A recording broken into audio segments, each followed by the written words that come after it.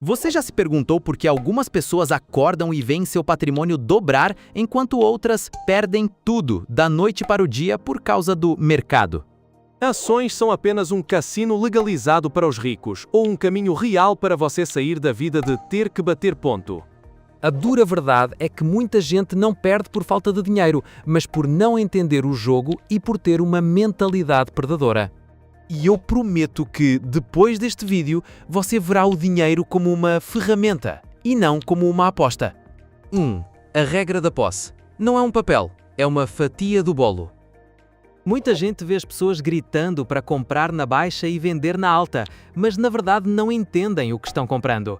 A essência de uma ação é o direito de possuir uma parte da empresa e não comprar um número que fica oscilando.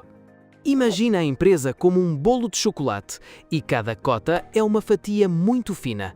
Quando você compra uma ação, você está dizendo: quero investir e ter uma parte desta fatia do bolo da empresa. As empresas podem ter números de ações em circulação muito diferentes e esse número pode mudar quando a empresa emite mais ou recompra ações. Por isso, não olhe apenas para o preço de uma ação, olhe para o bolo inteiro, ou seja, o valor total da empresa. Por que os donos venderiam parte da fatia do bolo para estranhos?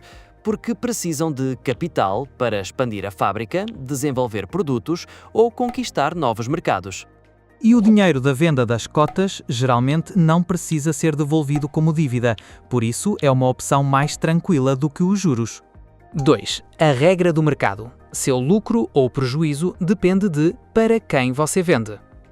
Se eu quiser vender, quem compra as minhas ações? A resposta está no mercado chamado Bolsa de Valores e no conceito de liquidez. Quando uma empresa vende ações pela primeira vez para captar capital, esse é o mercado primário.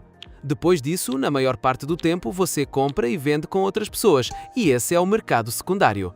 Em termos simples, a empresa recebe o dinheiro na primeira venda, mas depois você e eu trocamos fatias do bolo entre nós no mercado.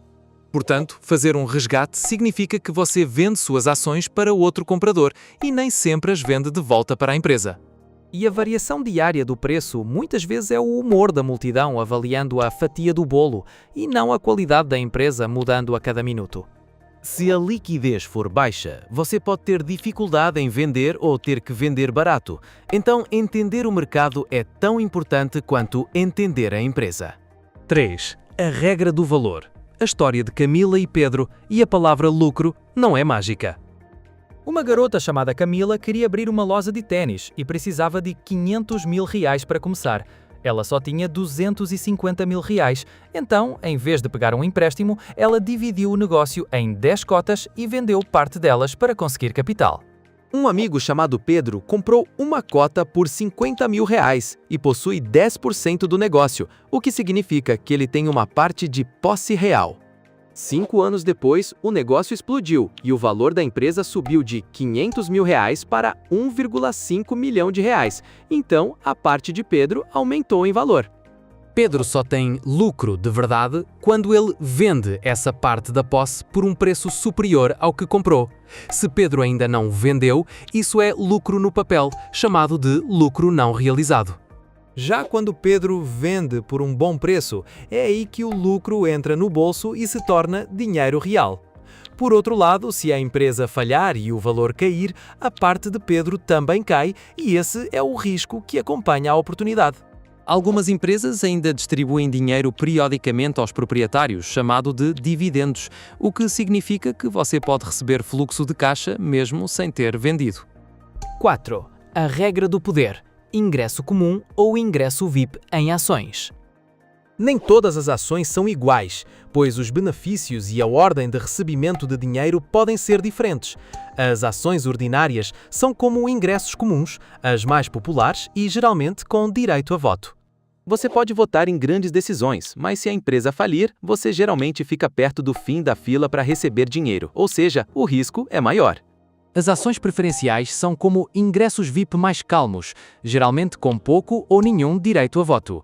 Em troca, elas podem ter prioridade no recebimento de dividendos ou prioridade no recebimento de dinheiro antes das ações ordinárias em certas situações. Portanto, a pergunta não é qual tipo é melhor, mas sim, você quer um crescimento forte ou uma estabilidade no fluxo de caixa? 5. A regra da psicologia distingue risco de volatilidade para não virar um apostador. Muita gente confunde volatilidade com risco, porque vê queda e entra em pânico, e vê alta e fica eufórico. Volatilidade é a oscilação de preço que faz o coração bater mais rápido, enquanto o risco é a perda de dinheiro a longo prazo ou a perda permanente. A história teve períodos em que o mercado caiu drasticamente, como no choque de 1929, e muitos que venderam em pânico perderam a chance de recuperação. Também houve a bolha da tecnologia por volta de 2000, que fez com que quem comprou no topo, baseado apenas na fé, chorasse lágrimas. Mas o que mata mais rápido não é a notícia ruim, mas o combo medo de ficar de fora, FOMO, e medo de perder dinheiro. O medo de ficar de fora faz você correr quando todo mundo está a comemorar, geralmente perto do pico da emoção. O medo de perder dinheiro faz você estupar bem na hora que está com mais medo, geralmente perto do fundo do poço do desespero.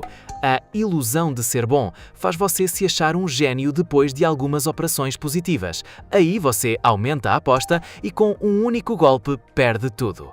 O acreditar no mais recente faz você pensar que se esta semana foi boa, o próximo mês também será, como se fosse uma previsão do tempo na qual você confia para a vida inteira. Os pobres geralmente ficam mais pobres porque investem por emoção, enquanto os ricos ficam mais ricos porque investem por sistema. A lição que serve para qualquer país é: estabeleça as regras antes de entrar na operação e não enquanto estiver em pânico. 6. A regra das taxas. O inimigo invisível dos juros compostos são os custos e o excesso de negociação. Você pode escolher a empresa certa, mas ainda perderá se pagar taxas como se estivesse a jogar moedas na rua. As taxas são como pequenos buracos no fundo do balde. Não doem imediatamente, mas a longo prazo drenam os juros compostos. Há um fato muito real de que muitas pessoas negociam continuamente para sentir que estão trabalhando, mas na verdade estão alimentando as taxas e a derrapagem de preço. E houve uma aposta famosa que durou cerca de 10 anos, que provou que as estratégias de baixo custo geralmente vencem as de alto custo, porque as taxas corroem tudo como cupins. A lição que se aplica a todos os países é: reduza as taxas, diminua as negociações e deixe o tempo fazer o trabalho pesado dos juros compostos. 7. A regra da sobrevivência, diversificação e reserva de emergência para não ser eliminado do jogo.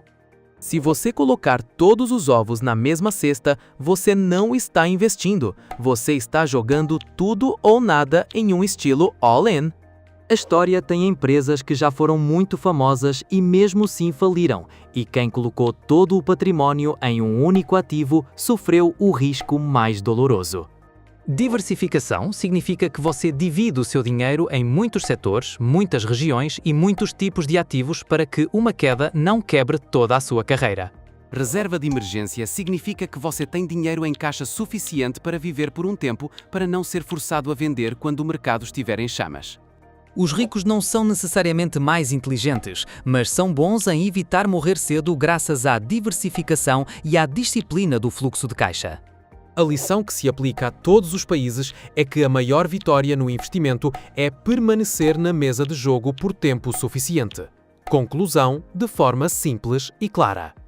Em resumo, quando você compra ações, você compra a posse de uma parte da empresa e não um jogo de vermelho e verde.